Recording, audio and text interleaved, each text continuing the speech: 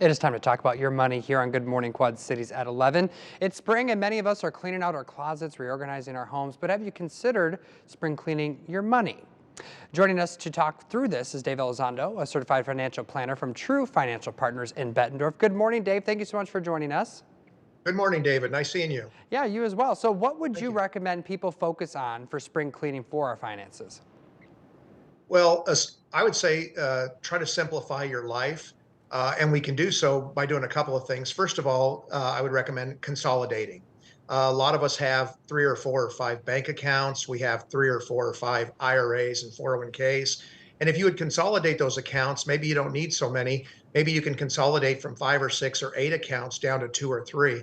And then you're going to get less statements every month and less accounts you have to pay attention to. All Another right. thing I would consider is shredding. We all accumulate all kinds of paper, old checkbooks, all kinds of things around the house. So spring is a good time to get those documents shredded.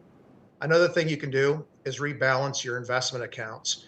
If you ignore your investment accounts over time, they become out of balance. And the problem with out of balance means that your accounts are no longer taking the amount of risk that maybe you originally intended them to take. So rebalance your accounts and review your risk. Make certain that your investments are at the risk level that you're comfortable with and that you're trying to accomplish. And then finally, this is most important, figure out how much money that you're spending every month. We all know to the penny how much money is coming in every month, but most people don't have an idea of how much money they're actually spending.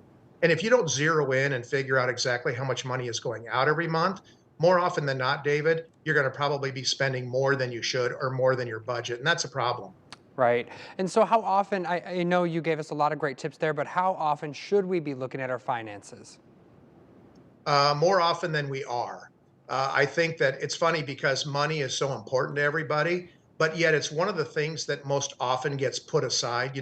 We've been talking about doing a will for 3 years. We've been talking about getting together with our financial advisor, and time just goes by. You know how fast time goes by.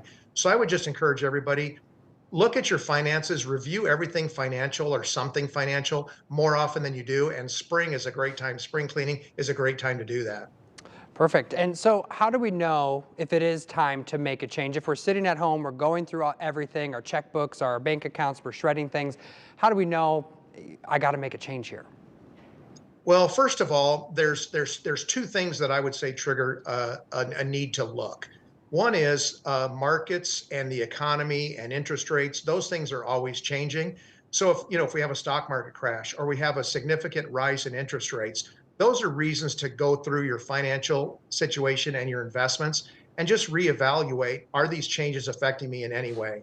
And the other way is, if your financial or if your situation changes, maybe you sold a home, maybe you retired or you changed jobs. It could be something as simple as just buying a new car and now you have a car payment that you didn't have before. So if something in your situation changes, that's a good reason or excuse to review at that time as well.